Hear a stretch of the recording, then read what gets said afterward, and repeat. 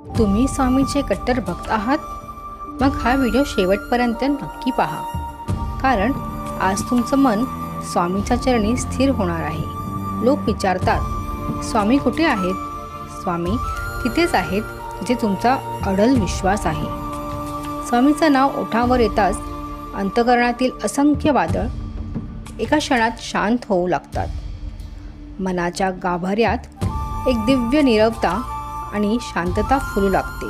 स्वामींच्या अस्तित्वाचा मार्ग हा केवळ शब्दाची नाही, तर तो आहे नित्यस्मरणाचा, सुगंधी पायवाटेचा.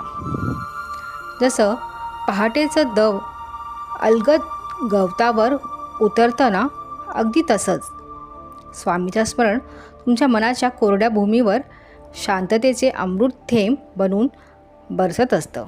लक्षात ठेवा, नित्यस्मरण म्हणजे केवळ जपमाळेतील मण्याची गणना करणं नव्हे, ते तर प्रत्येक श्वासात स्वामी हा नाद विरघळून जाणं आहे. तुमच्या डोळ्यात दुःखाचे अश्रू असोत वा ओठावर आनंदाचं हास्य, प्रत्येक भावनेच्या मागे त्यांची कृपा सावलीसारखी उभी असते.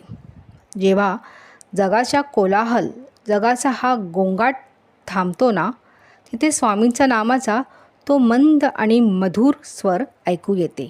आणि जो त्या स्वरात हरवून जातो, त्याला हे जग जिंकण्याची शक्ती मिळते. त्या नामात हरवलेलं मन अखेर स्वतःलाच पुन्हा गवसणी घालतं.